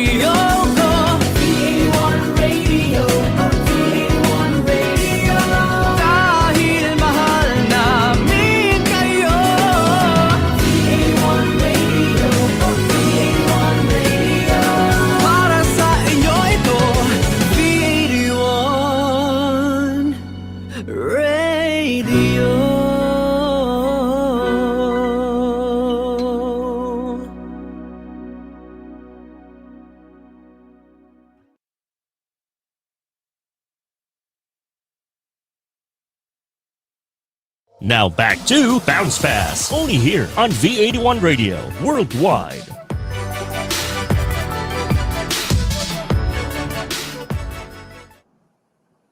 Well, we're back with Bounce Pass here on V81 Radio, Coach Mike and Coach James, and as usual, our guest, Coach Derick Pumaren. Can we bring Coach Derick in now? Ready na I yung think at pen this, ko. yeah, ready na tayo. So everyone, our followers in Bounce Pass, this is one portion of the episode. You want to get your papers and pens, yung mga notes ninyo, you take them down because very rarely do we get a Pumaren discussing the vaunted press here with us. So Coach Derick, we turn over the floor to you as you discuss your Okay, sure. press. Can we have the, no? Yung Yeah, slide the ko? PowerPoint. Yeah, the slides. The PowerPoint Mix. slide, yes. Yan na. Yan na, eto na tayo. Okay, we talk about press defense. No? I'm going to talk about yung press defense, some rules, some philosophy. Kasi you need to have a philosophy pag press ka. Why do you want to press? No? Yun ang question. Bakit ka magpe-press? Anong gusto mong mangyari? Do you just press for the sake of pressing? You know? And so you should have that. No? So next slide natin, please. Next. Yeah. So, you know, that's why the question is why press, no? There are a lot of things, no? You want them to push them away from their offense. Ayaw mong pagawa sa kanila yung gusto nila mangyari offensively. Gusto ma-cut down ng shot clock. Instead of the 24 full seconds, no? By the time they cross, probably they would be 13, 14 seconds. So by the time, hindi sila makakapag-set up, no? We want to force them to throw the basketball away. You know, pressing is not stealing the ball or all the time, no? Palaging minamadali mo yung kalaban, no? Sila ang gusto mong mag-force na magtapon ng bola, mag-turnover. So I tell the players that, no? I remind them na it is not just stealing the basketball. Kasi marami aga-agaw. Makakaagaw ka. But you make the other teams, the players, throw the basketball away, you know? And then, kung maka-cross man o meron silang pagkakataon maka-score, probably they will take a hurried shot because shot clock, nagmamadali, they feel the heat, no? When you press, they feel the heat eh. As a player, you feel that na may humahabol sa'yo. So parang aware ka na may tumitingin sa'yo. And then the 8 seconds violation backward, it's your 6 man. Sa akin, yan ang akin. Na kakampi ko yun, yung 8 seconds. Kasi they have about 8 seconds to cross that. And pinahirapan namin. So umpisa pa lang, kailangan mahirapan na kagad yung kalaban namin. No? Lalo na pagka bigger teams, hindi sila makakapabaka agad na post up. Siyempre, that's a Filipino style, no? Post up and find the mismatches. So we take that away from teams like that. So why press? So, you know, as coaches, you want to press, you have to come out with your own philosophy on why you want to press. No? These are some points na pwede nyong gawin o may ideas that you can teach your team kung gusto nyo mag-press. It is not like naman yung bara-bara na press lang. Press ka, agaw. Hindi. No? There's a systematic way of attacking. No? Parang kung offense, meron ka ring depensa kung paano mo atakihin yung teams. Like, I can say this, no? That we press differently against different teams. We may look the same, but we press differently. That's and that is the secret of the trade. Kung paano ka present. If we're gonna play this team, FEU, we're not gonna press the same way when we play Ateneo. No? So different yan. But it looks the same, akala mo, pero there are just certain rules that we have to adjust. Okay. Next slide, please. Okay, on defensive rules, you have to put rules, no? Defensive rules. No? We call it defensive rules. You have to have rules when you press, no? As I've said, umpisa pa lang, kailangan pahirapan na natin. So we contest or we deny, no? Yung bola. Inbound pa lang. That's what we want to see. Di ba? Hindi yung, kasi I don't want yung dalawa, tatlong player nagpapakahirap, yung the next 2 or 3, hindi naman. So we wanna make them work, the other teams, just to get the ball inbound. Duduguin sila, di ba? Parang ganon, duduguin. They're really gonna bleed for that. So we try to contest, and by the time you get it, pag ang tao nyo may bola, number one thing na sinasabi ko is we pressure the ball. Okay? We pressure the basketball all the time. We don't want the guy with the ball to be able to see. Ayoko lang nakatapat lang, di ba? Kasi pag nakatapat ka lang, what's the use ng press? So he'll be able to see the whole floor. He'll be able to see kung anong gagawin nila. If they have a press break, then they'll be able to run it. No, we want all the time na yung may bola is to protect his ball. Ang problemahin nilang is paano niya poprotektahan yung bola. And that is pressuring him. No? Ball in front, meaning ang bola palagi na sa harap namin. So pag ikaw napunta sa likod ng bola, sir, you should go right in front. So yung 5 player ko is always in front of the basketball. The pressure, yung 4 na gaano. And then when we get beat, we cut off the man. Kasi ang tendency ng players, di ba, I mean, I remember this with my dad ko, which is really totoo naman, di ba? May bola na yan, di ba? He's dribbling the ball. Hindi po maunahan, di ba? Ikaw wala kang bola, tumatakbo ka lang. So ang idea is to cut off, unahan mo. Kasi if not, he's gonna go straight, di ba, sa basket or whatever. So you cut him off to stop him. So yun ang kailangan. Sa pag bine-pressure mo, lulustan ka, which always ganun nangyayari. Unahan mo, i-cut off mo to stop him. Tapos, ang sa press dapat, you must be able to cover 2 guys. No? Kailangan dalawang palagi na cover mo. Pag wala ka, yung tao mo, tsaka isang tao sa kabila. Nako-cover mo yun. You must be able to cover 2 guys. Hindi pwede nakadikit ka sa tao mo. Pag wala kang bola, kailangan nag-off ka sa tao mo. Off your man. No? Hindi ko nasabi pala kanya. You gotta get off your man. Okay? We tighten the floor. Gusto namin maging masikip ang floor sa press. So mag-off kami sa tao. Hindi ako nakadikit yung nagde-deny. Hindi. Pagka natanggap ng bola, pinipressure, off kami sa tao. Ayaw ko nang deny. Tighten. Kasi kaya 8 seconds. Ayaw ko siya mag-dribble sa backcourt. We have 8 seconds, di ba? Baba mo yung bola. So matatalanta yan, no? So we must be able to cover 2 guys. Now, trap. We trap in certain spots. Also, kung sino mga coaches there, no? You tell your team kung saan mo siya gusto mag-trap. Dito ba sa midcourt o pag-cross, pag nandito lang. So we trap on that, no? We usually trap on spots. Kung sino, no? May teams na dapat dito tatrapin, may teams na hindi tatrapin. Kung hanggang saan lang ang trap nyo, no? Yung big man namin will always be the last line on defense. Okay? Yung big man namin, if we have to give up a shot, no? We'll give up the outside shot. So kunwari na break yung press, may pasa. Yung big man ko lang will just block. Hindi siya lalabas na i-cover, tapos i-drop pass lang sa tao niya para maka-shoot o i-dunk lang kami. No, we just block. If he makes a 3, he makes a 3. Okay? But as much as possible, we don't want to give any layup or easy baskets. Okay? And then, kung makross yan sa half court, then you play solid half court defense.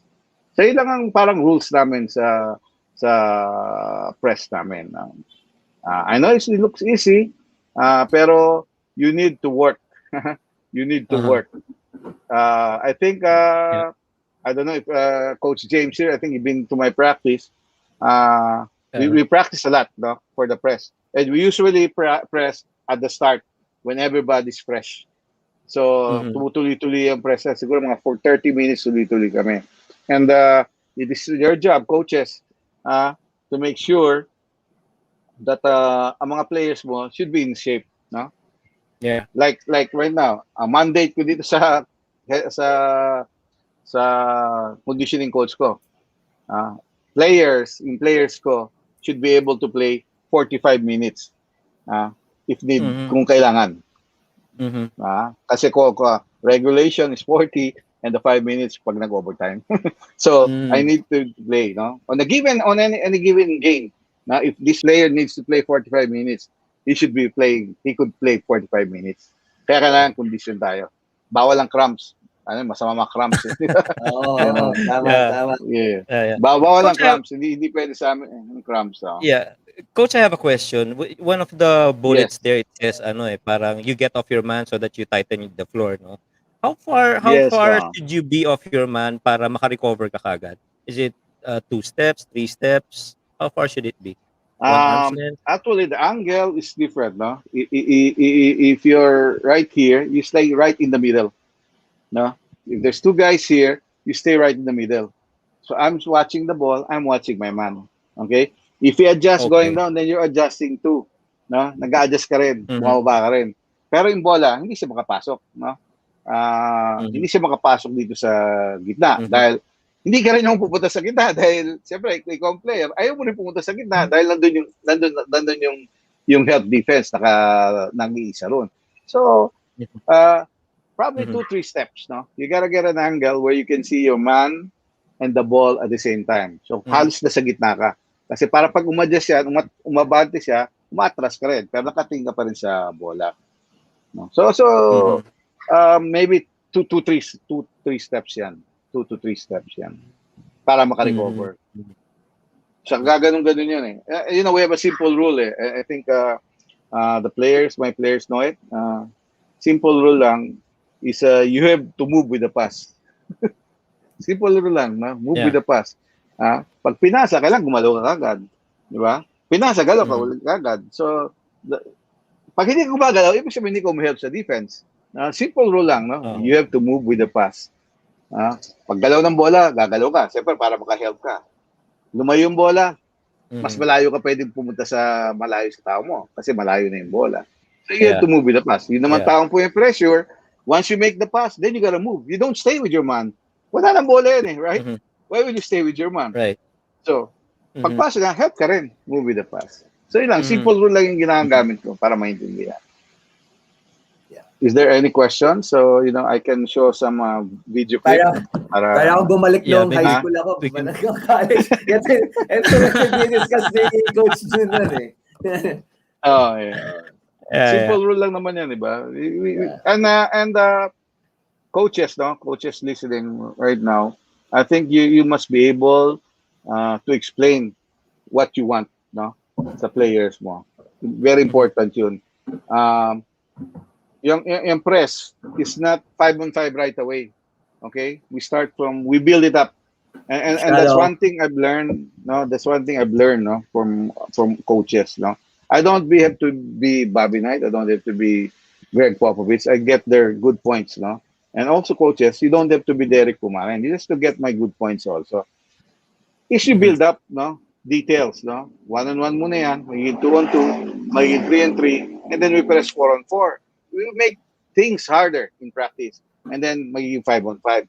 You just don't jump into 5-on-5 kagad. Hindi maintindihan ng player. I'm telling you, mahirapan. Pero pag bin-break down mo, I think that's the right one. If you break it down, 1-on-1, 2-on-2, then naiintindihan nila mas buti yung they grasp it more, no? At naiintindihan yung gusto. Yeah, remember Coach, yung tama yung sinasabi mo, no? Different opponent, different kinds of press pero magkakamuka. So Coach, usually, Yes, where do you trap? In general, what spots do you like to trap? in general, siguro mga mid-court, basta napunta sa sideline, tatrapin namin, mga ganon. Pag nag-turn siya, we trap them sa sideline. Kasi ang players, they love to attack sideline when they're getting pressed, di ba? So we have to make sure that we carry them off. And that's time we get trapped. Kasi pag napunta ka doon sa sulok, kakampi mo na yung sideline. Di ba? Kakampi mo na yung sideline. So you limit this option. Excuse me. It'll be hard to trap in the middle. Kasi syempre, maluwag yan eh. Di ba? Madali magpasa. So, we trap in pag napunta sa sideline, we go blind side, things like that. But it is always the job of the man with the ball to make sure he pressure his man to stop the ball.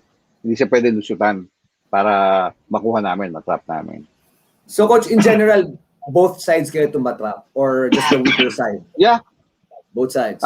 Weak side. So weak side. Both sides, kung saan sa mga corner namin, pwede namin trap.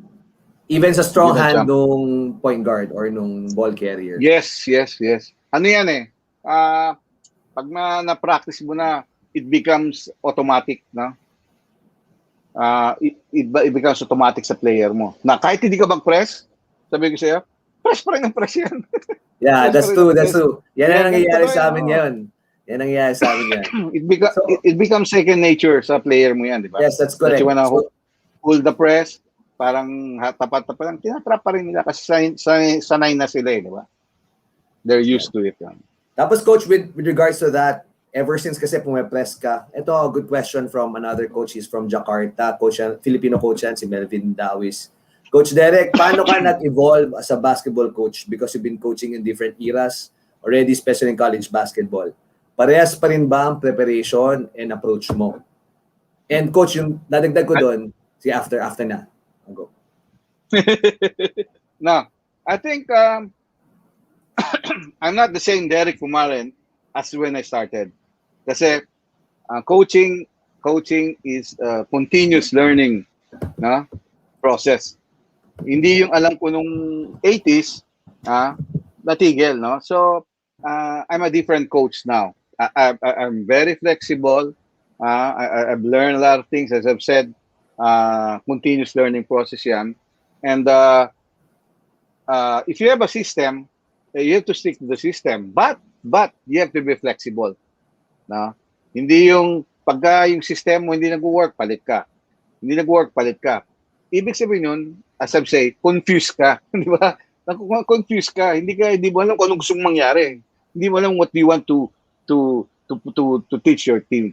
And the players, in that manner, nako-confused din. Kasi nga, hindi lang ginagawa. So, I can only say that I'm a different coach now. I don't coach the same thing, same time, same way, no? Yung mga approach ko sa when I was starting.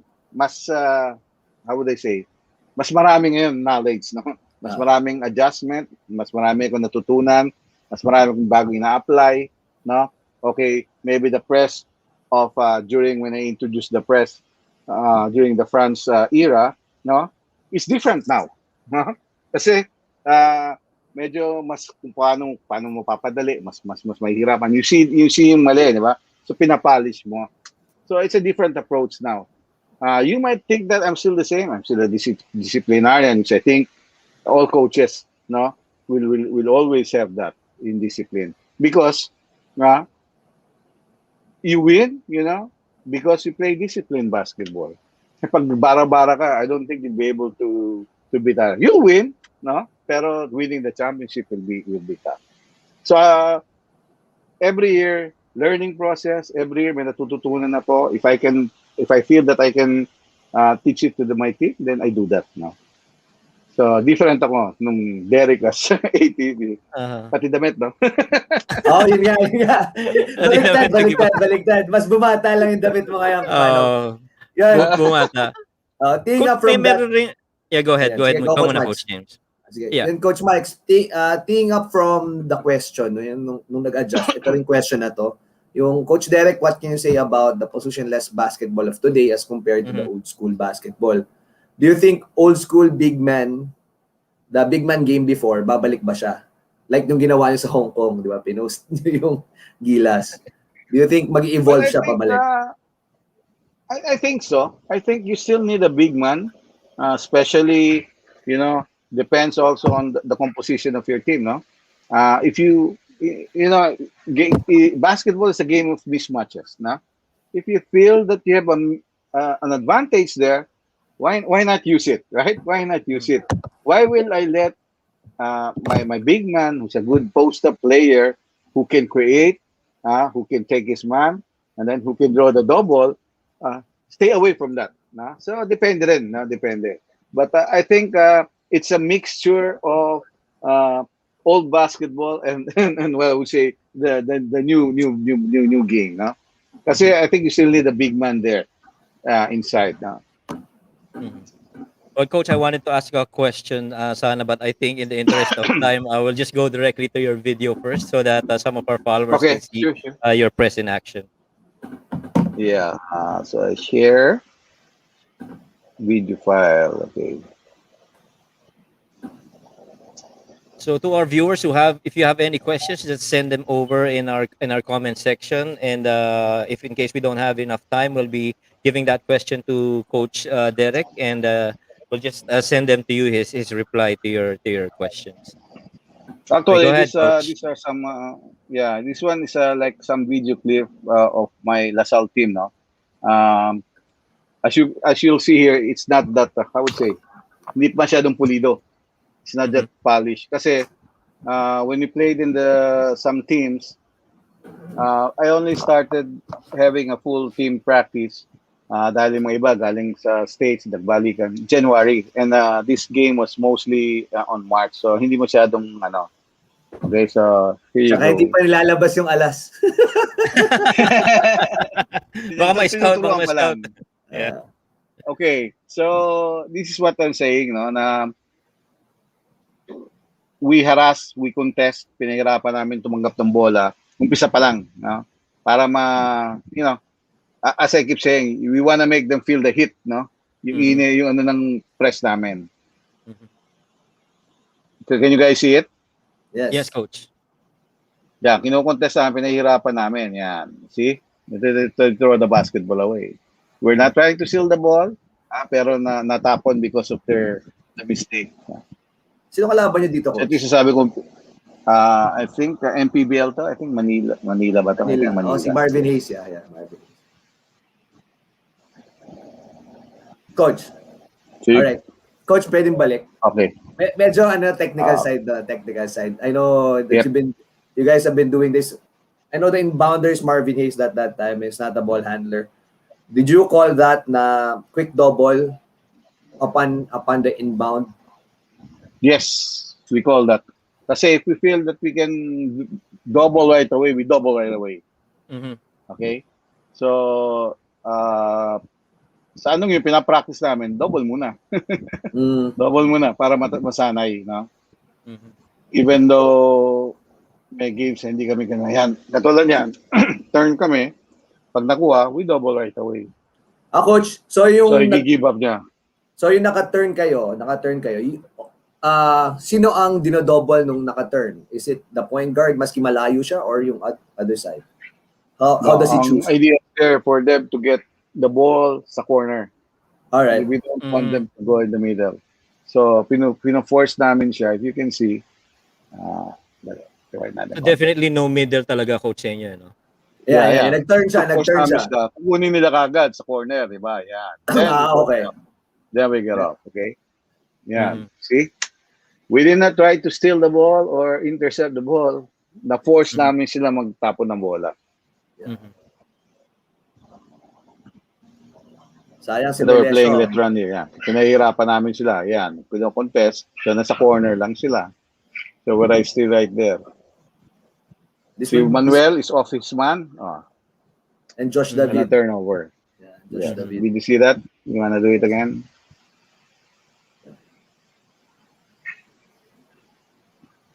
So this guy is pressing.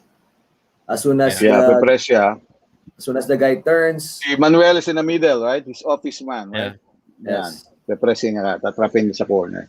Yeah, when he got to the trapping spots that you identify, Coach, no? Yes, so minsan mo gusto i-trap. So, sino to? MPBL to. Pressure. MPBL. Yan. And then, ito, I think this was CEU. CEU. Yeah. Yes.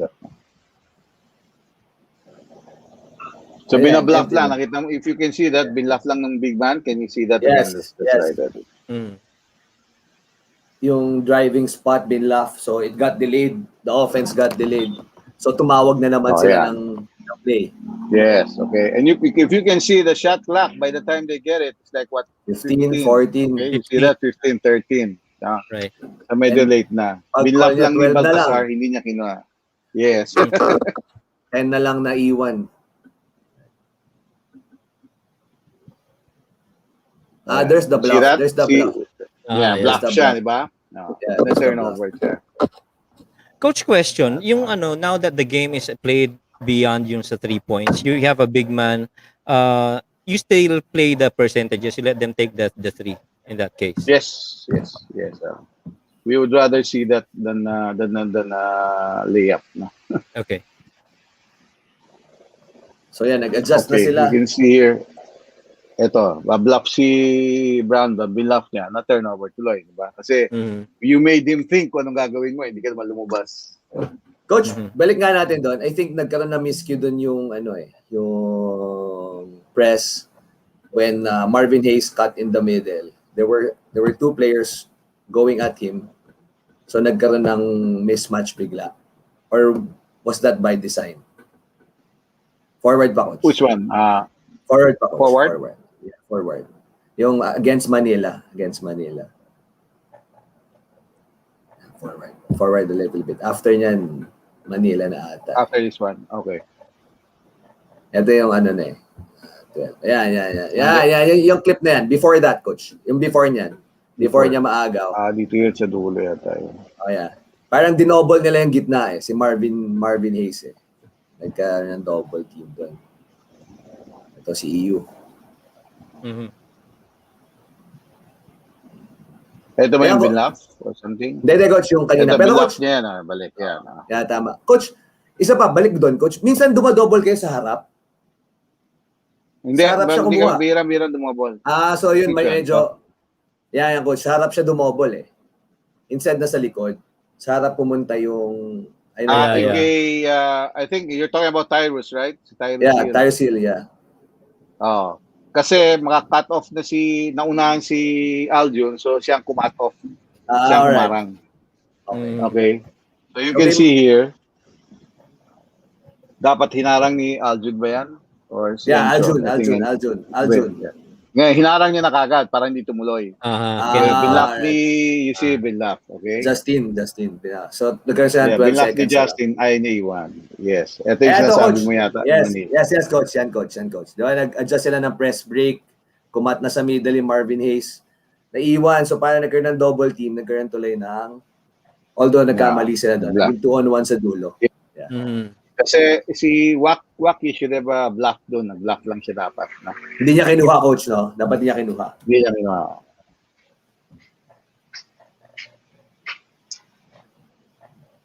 So, here's a double. Ito, coach, ano to? Sa CEU. Wala yan. Walang double yan. Yan. It's a bluff. Fake double. Then, kino-over-rotate ka agad. See? Watch the shot clock. So, that was a hurried shot. No? That's what you want to see. You want to force them to take hurried shots. Mhm. Okay, that's it. Right. Nice, coach. Yeah. Wow, I'm sure a lot of our followers would go back and review this episode to see the nuggets that they got from what you shared, Coach Derick. And I know we took much of your time already. Napahaba, coach. Sorry. No problem. Napahaba, napasarap ang kwentuhan. No problem. Okay lang. We'd like to give you the floor, Coach, for your parting shot to your followers and your viewers, and Baka especially may those who are gustong supporting Lasal. Right. Well, as I've said, no, I'd like to thank you also for inviting me over. As I've said, I'm very happy and was really excited to be a guest here. And for all coaches out there, as I've said, I mentioned it a while ago that you don't have to be Derick Pumaren. You have to be yourself. You have to get my good points, things that you feel that you can use into your system. Kunin nyo, no? Just like when I was starting also, I didn't become Bobby Knight, but yung mga good points ni Bobby Knight I was able to get, no? And I'm still using it. I'm still using it right now. And as I've said, if you have a system, you believe in your system, you let your players understand what you want. No? Ako, every time I teach something, I always ask, is there any question? No? After I teach something, I ask always, is there any question? But in that way, alam ko mahihiya yan, di ba ang player? Ganyan, mahihiya. But you know, you have to always pound that, no, sa kanila na kung may question. Kung hindi, ask the assistant coach. Mahihiya sa head coach, di ba? You've been head coaches, ganyan ng player eh. Parang nahihiya lumapit sa head coach. But you have to break that barrier, no? You have to break that barrier. So, be yourself. You be flexible as coaches. As I've said kanina, hindi ibig sabihin na hindi nag-work yung system, palit ka ng palit. Anong confused ka na, nahihilo ka na nun. And you're also confusing your players. So just be flexible. learn how to adjust, no, to situations. Kung sa tingin mo it's not working, why is it not working, di ba? Siyempre, kailangan revisit mo kung ano yung system mo that is not working. Up to now, I still do that. Now, I meet with my coaches. I think this is not working. Why is it not working? Then you have to revisit and baka there's something wrong that we were not doing na pwede natin correct. Maybe a little adjustment would make the difference. So, if there's anything, you can message me sa page ko, no? If you want to talk to me. I'm open to inviting aspiring coaches, no, to watch my practice. You just let me know when, so I can make arrangements with the school. I'm open to that now. That's one thing I've learned from the American coaches. No, they share. Filipinos sometimes, I hate to say it, but sometimes medyo madamot di ba? They just keep on what. Yeah. Ang totoo, di ba? It's Yeah. just it's the facts of life, di ba? That's reality sa atin. Pero sa akin, ako open ako. I can, show you. You can observe with my practice. I've done that before, no? I've been doing that even before. Yep. So, especially for coaches that wants to learn. So, why not, di ba? God gave me this thing to be able to coach. So, it's also my calling for them to teach these guys. No? Hindi ko lang pwedeng sarili ko lang yan. It's been a full circle for me. I've been blessed by that, no? And that's why I'm sharing things sa other coaches. So yun lang. So thank you very much again for having me here, and I hope we didn't take much of your time also. No, it's okay, Coach. We had a lot of fun and masyadong maraming learnings. In fact, I don't think the time is enough. Probably we'll get another episode with you with some of the questions. So thank you very much, Coach Derick. To all those who are aspiring coaches, there you have it. One of the really gold standard coaches in the country, especially in the collegiate level, offering his help for you aspiring. So just look up his page in Facebook and. Maybe we can help you out with another episode with great Coach Derick. Coach, thank you very much. Good Thank you night very much, and maraming Coach. salamat, Good Coach. night. Maraming salamat, Coach. Looking forward to your Good night. basketball team and your get-up. Yeah. We're looking forward to Salle. Animo, Hindi Coach. yata Animo. yung team ko, yung get up ko lang yata eh. There, Coach. Then we're waiting dun sa I want to see the new Lasal. So makita Yeah. yung ganda ng recruitment nyo, and I'm really Right. excited to see how will it fare in the UAAP, especially versus Ateneo. Siyempre, Yeah. ng barometer natin. Yeah. I'm excited for Yes, that. that's a barometer. It's a barometer. Yes. Okay. All Thank right. you, Coach. Thank you. Thank you, Good Coach, night, so much. Stay safe, Night. stay safe, stay safe, Stay guys. safe, Coach. everybody. Thank you. Thank you, Coach. Wow, that was a beautiful session, Coach James. Sobrang dami natin na pick up kay Coach Derick. And well, your parting shots, Coach, before we end the show. Parang si Coach Jun lang din nagsasalita. Oo nga, almost no? the Parang same, si Coach almost Jun, the no? same. Yeah. So nung bata ako, I remember kung third yata ako noon, fourth year. So nagtuturo siya ng press. This is the exact same things. Ito rin yung mga ginagawa namin for the longest time. So I'm really part of the coaching tree of Coach Manong Derick. And it still amazes me on how we can adjust and adapt to the new way of basketball. Kaya nga excited ako so makita kung how they will fare versus Ateneo, or how they will fare versus the UAAP, the general population or the general teams in the UAAP. So makita versus UP, diba, yung UST, and then Ateneo. Right. So gusto ko makita yung the Manong Derick Pumaren way. Kasi ngayon meron siyang meron siyang lineup eh. Dati kasi sa UE, parang maganda pero kulang yung right. pyesa. Right. Yeah. Right. So this Tama. time, I think meron siyang pyesa, and I want to see that in action. Well, and with the changing landscape in the UAAP, and of course, alam natin na si Coach Derick was actually one of the last coaches na declare, no? Ang tagal walang coach na declare sa Lasal, eh. And everybody was waiting for that until they got Coach Derick Pumaren, who's come full circle again, coming back to Lasal, and hopefully winning already, because like what he said, he came here to win. He didn't just came here to coach. Yeah, I Right? think it's a blessing in disguise for them na nagkaroon na pandemic, although syempre malungkot tayo lahat. Pero sa tingin ko, nakakuha sila ng players nila, nakapag-rest sila, And yung mga nag-resident sila, it's time to play, di ba? Mahihinog yung mga yan.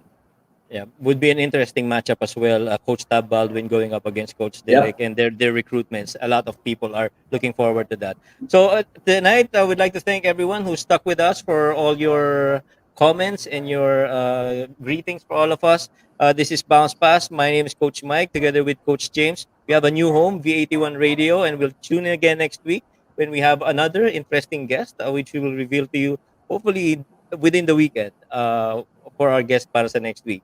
So in behalf of Coach James, this is Coach Mike telling everyone, if it's anything basic basketball, Bounce Pass is your page. Thank you very much. Good night. Good night, Good night, Coach guys. James.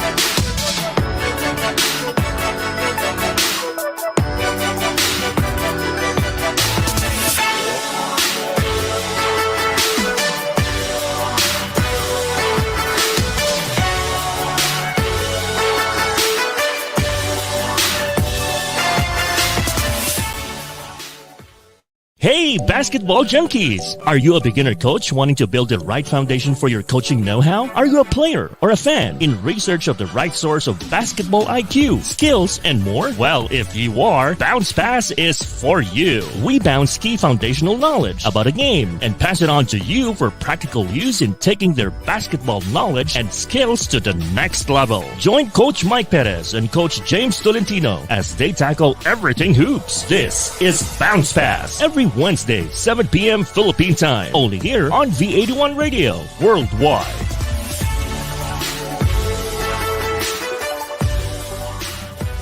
Naghahatid saya sa mga Pinoy, mga kanta at programang Tatak Pinoy. Napapanood at napapakinggan kahit saan ka man. Streaming worldwide. This is V81 Radio.